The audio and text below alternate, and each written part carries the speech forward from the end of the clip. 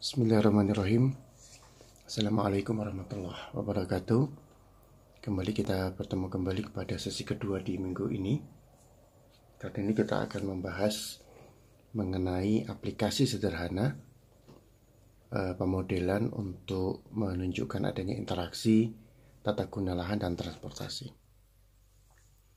Kita akan melandasi dulu pemahaman kita dengan hukum yang perlu kita bahas terkait dengan pemodelan ini. Yang pertama adalah interaksi tata guna lahan dan transportasi ini dapat dinyatakan dalam pendekatan hukum fisika yang kita analogkan dalam atau menggunakan hukum Newton, di mana hukum Newton ini dihasilkan dari hubungan antara potensi pergerakan atau potensi bangkitan atau potensi aktivitas ya kepada jumlah transportasi yang dihasilkan. Nah, kemudian memiliki fungsi terbalik dengan waktu tempat dari lokasi asal ke tujuan. Ini sebagaimana dalam slide ini ditampilkan dalam persamaan yang kita nyatakan. Jadi ini adalah hubungan interaksi yang berkaitan dengan pergerakan dan aktivitas. Ini adalah transportasi yang dihasilkan dan memiliki hubungan terbalik dengan waktu, jarak, ya, dan juga bisa kita nyatakan dalam bentuk biaya. Dan ini merupakan identik dengan hukum Newton ya mengenai gravitasi.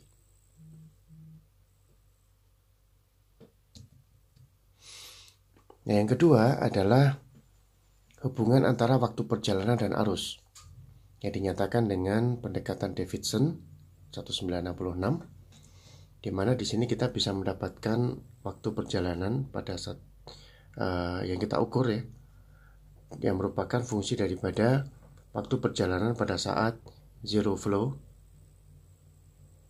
Zero flow ini adalah arus bebas,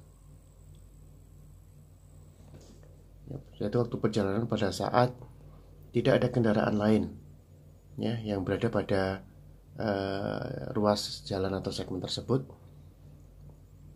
Kemudian ini adalah parameter yang menunjukkan keberagaman ya, J, dan Y adalah intensitas.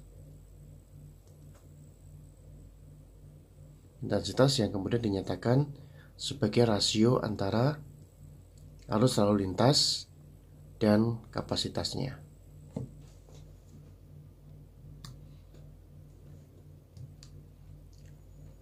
Dan ini nilai J atau fungsi layanan atau variabilitas layanan ini dinyatakan dalam bentuk hubungan antara volume atau intensitas lalu lintas ya, yang tadi dinyatakan dalam Q per C atau juga bisa dinyatakan dalam volume.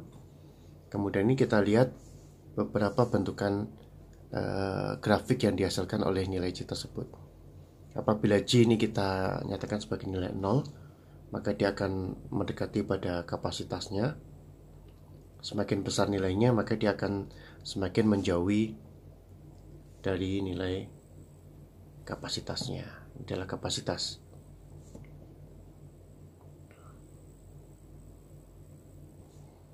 Kemudian di sisi sumbu Y, di sini menunjukkan fungsi daripada waktu bisa, atau fungsi biaya bisa, atau fungsi jarak. Kemudian kita lebih banyak tadi dengan rumus Davidson adalah fungsi waktu. Maka semakin tinggi nilainya di sini, maka waktu capaiannya juga semakin tinggi.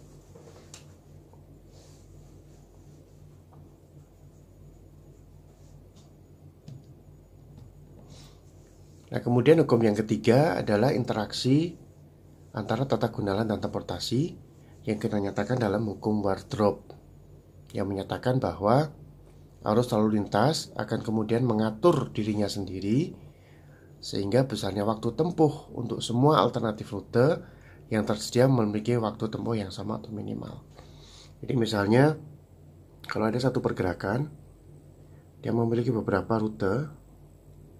Rute pertama sebagai rute utama, kemudian mungkin adalah rute kedua, rute alternatif, rute ketiga adalah rute alternatif yang ketiga atau yang kedua.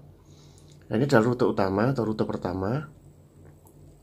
Maka apabila waktu perjalanannya masih rendah, maka arus tersebut akan dominan menggunakan rute pertama. Demikian sehingga ketika besar waktu tempuhnya sama, mungkin di sini lama kelamaan arus akan meningkat ya. Arus akan meningkat, maka ini berimpact pada waktu perjalanan juga akan meningkat. Ketika waktu perjalanan meningkat dari satu ke dua, maka sebagian arus akan menggunakan jalur yang kedua dengan syarat T1 sama dengan T2. Demikian juga arus akan membagi sendiri, artinya akan menggunakan alternatif ketiga apabila T1 sama dengan T3. Sehingga penggunaan atau pembagian daripada arus tersebut didasarkan oleh waktu tempuh perjalanan pada jaringan tersebut. Nah, marilah kita masuk kepada contoh kasus untuk memodelkan secara sederhana interaksi tata guna lahan dan transportasi secara sederhana. Di contoh kasusnya kita jelaskan bahwa ada satu zona, satu wilayah di mana memiliki potensi bangkitan 100.000. Ya, ini potensi bangkitan yang dibangkitkan dalam dua rute, rute pertama dan rute kedua. Kedua rute tersebut bisa kita lihat pada tabel yang ada pada slide ini, di mana rute pertama memiliki kapasitas lebih tinggi dibandingkan rute kedua, memiliki arus waktu tempuh pada zero flow atau arus bebas 1,5 menit per kilometer, sedangkan ke rute kedua adalah 2. Kemudian indeks layanan untuk yang pertama 0,6, yang satu adalah 1. Kemudian panjang rutenya berbeda. Jadi bisa disampaikan bahwa rute pertama adalah rute utama, kemudian rute kedua adalah rute alternatif. Ya, kemudian dari A ini akan menuju ke zona B, di mana zona B ada 20.000 potensi tarikan. Ini adalah potensi tarikan, ini adalah potensi bangkitan. Jadi misalnya potensi bangkitan itu adalah ini perumahan, ini misalnya ya, aktivitasnya adalah perumahan, ini aktivitasnya adalah misalnya tempat kerja.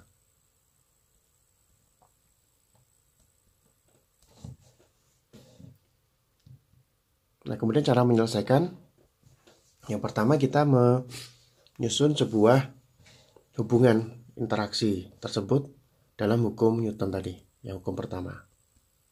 Ya, kita menggunakan rumus ini, kita masukkan saja, kita asumsikan pertama, ini contoh sudah sederhana, nilainya kita asumsikan. Yang pertama adalah nilai K misalnya 60, kemudian ini nilai tarikannya adalah 100.000, kita anggap adalah per 1.000 unit residen ya, untuk memudahkan perhitungan supaya tidak banyak nilai nolnya begitu ya.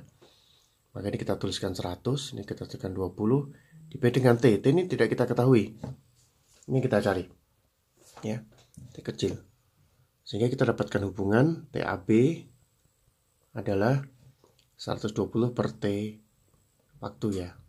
T besar ini adalah sebagai travel, perjalanan.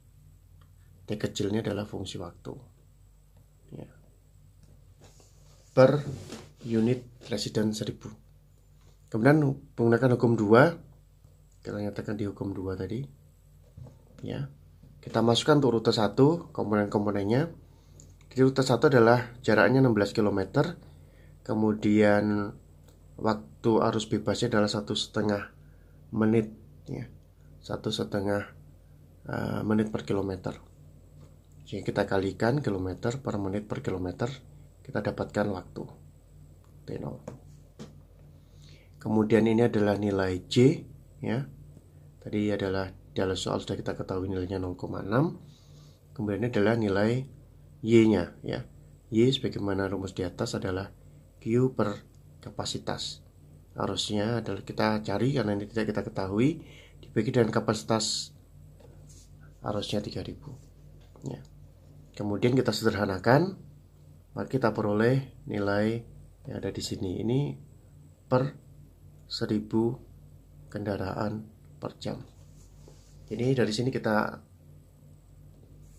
mudahkan atau kita peringkas ya menjadi persamaan yang sederhana. Untuk rute kedua dengan cara yang sama kita bisa lakukan. Ini adalah jarak, ini adalah tadi T0, waktu tempuh ya per kilometer, sehingga kita kalikan terdapatkan T0 ya. Kemudian ini adalah nilai J adalah 1 ya. Kemudian ini sama dengan nilai tadi adalah Y ya. Nah, kemudian kita sederhanakan, kita peroleh untuk rute 1 ya 80 per 2 Q2. Kemudian kita terapkan hukum ketiga adalah Wardrop, menyatakan bahwa perjalanan itu akan menggunakan kedua rute tersebut ya. Apabila T waktu tempuh di rute pertama sama dengan waktu tempuh di rute kedua, maka persamaan yang tadi kita gambarkan di sini untuk rute 1 ya, kita gabung di sini untuk rute 2, sehingga kita peroleh hubungan ini. Kemudian dengan cara aritmetik sederhana kita sederhanakan, kita gabungkan ya menjadi ini ya.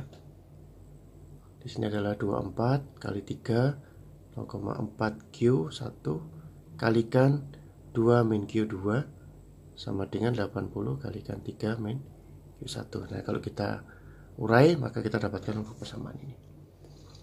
Maka persamaan ini tidak langsung bisa kita selesaikan karena persamaan ini melibatkan dua variabel yang berbeda pada satu suku ya.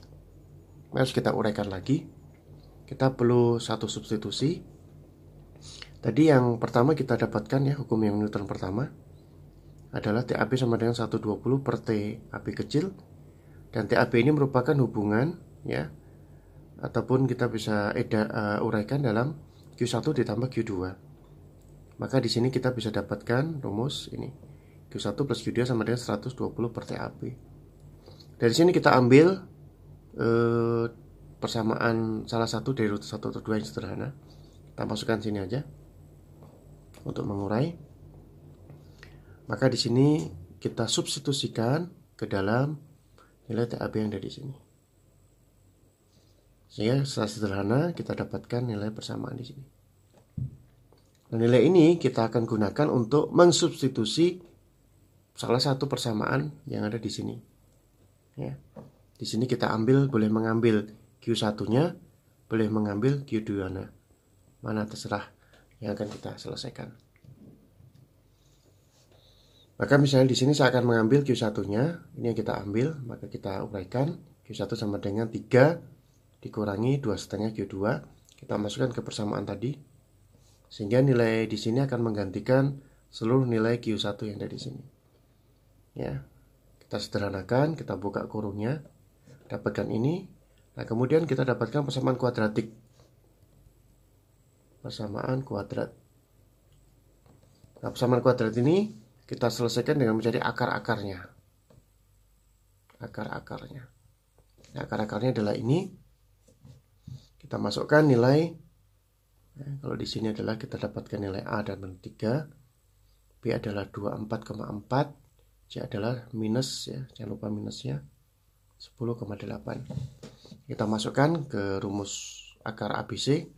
Nah, kita peroleh nilai Q2 adalah 0,421. Kita ambil yang positif ya, karena dari nilai Q ini, karena persamaan akarnya dapatkan Q2 yang 1 ya, dan Q2 yang 2. Yang negatif kita abaikan, kita cari yang positif. Maka ini adalah nilai akar positif. Ingat bahwa ini tadi masih adalah per 1000 km. Per 1000 kendaraan per jam. Maka kita uraikan, kalikan 1000 menjadi di sini 421 ya, kendaraan per jam. Kemudian Q1 kita masukkan ke rumus di atas di sini ya, rumus di sini tadi untuk mendapatkan nilai Q2. Kita masukkan, kita dapatkan 1,948. Kalau kita uraikan dengan 1000 maka ini menjadi 1948 kendaraan per jam. Maka di sini kita bulatkan. Kita contohkan, kita bulatkan. Kemudian kita dapatkan totalnya adalah T 2370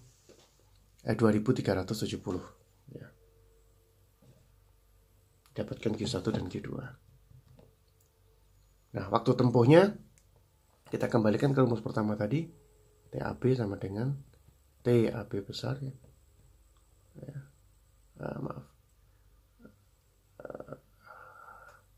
120 dibagi dengan TAB. Ya. Nah, di sini kita balik saja, kan kita tadi ketahui nilai totalnya adalah 2370 ya. Atau di sini kita sederhanakan karena ini per 1000 jadi 2,37.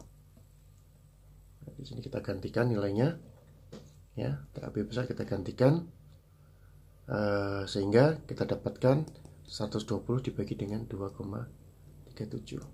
Maka diperoleh nilai 51 menit. Jika ada yang belum jelas silakan ditanyakan. Ini adalah salah satu bentuk dari persamaan yang kita sebut sebagai model sederhana interaksi tata guna lahan dan transportasi. Nah, selanjutnya cara yang kedua, selain cara aritmatika kita bisa menggunakan cara grafis. Langkahnya sama, susun dulu persamaan-persamaan dasarnya sebagaimana yang tadi sudah kita nyatakan di depan. Selanjutnya kita membuat titik-titik bantu ya. Dengan memasukkan arus, kita dapatkan nilai TAB untuk rute 1, TAB untuk rute 2 berdasarkan nilai-nilai yang ada di sini. Ya, persamaan ini. Nah, selanjutnya kita gambarkan ini untuk rute 1 ya, ini untuk rute 2. Nah, kemudian kita ketahui bersama bahwa hukum Wadrup kita masukkan di sini T1 sama dengan T2, maka akan menggunakan rute kedua. Maka kapan akan menggunakan rute kedua? Yang pertama harus akan menggunakan rute yang di 1. Sampai kapan? Sampai mencapai titik di sini. Ya, titik di sini kan nilai T di sini adalah nilai T, di mana nilai T di sini adalah T1 sama dengan T2. Nah, sehingga sebagian arus akan masuk ke rute kedua. Nah, sehingga nilai arus yang ada di sini kita pindahkan. Kita tambahkan di sini. Maka grafik ini adalah Q1 ditambah dengan Q2. Ya, saya ulangi lagi, di sini masih Q1 ya. Ketika mulai pada T yang ada di sini ya. Ini nilainya adalah T1 sama dengan T2, maka Q2 ini kemudian menambahkan di Q1. Maka muncullah grafik yang putus-putus merah ini. Ya, ini adalah grafik Q1 plus Q2. Ya. Kemudian ini adalah tadi persamaan TAB tadi ya. 120 TAB kecil. Nah, ini grafiknya adalah turun ke bawah begini.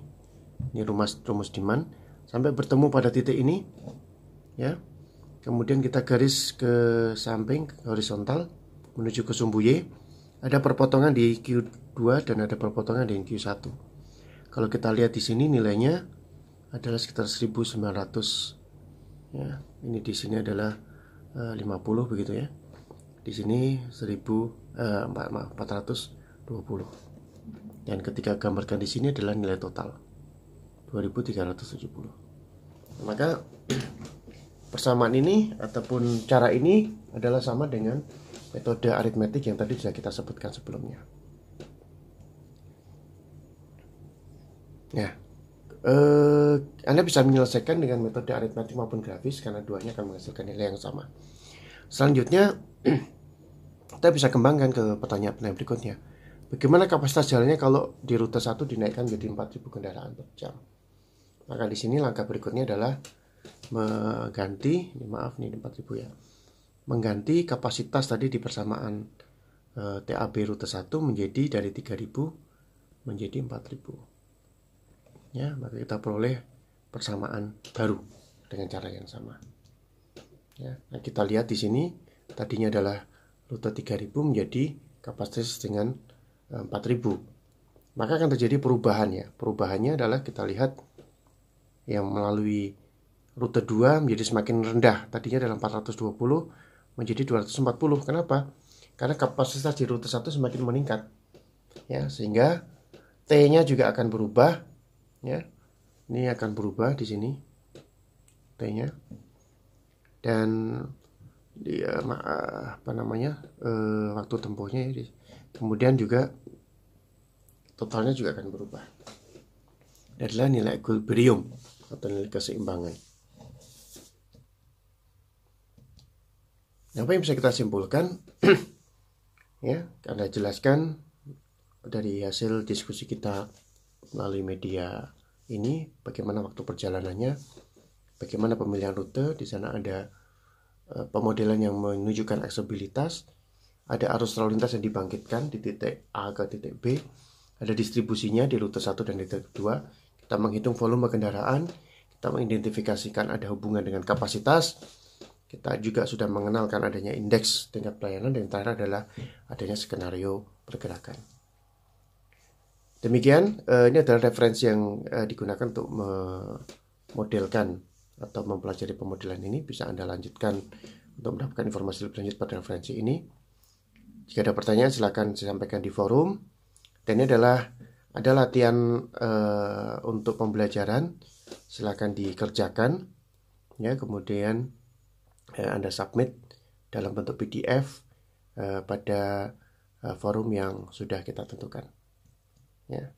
Demikian, terima kasih, kita tutup. Assalamualaikum warahmatullahi wabarakatuh.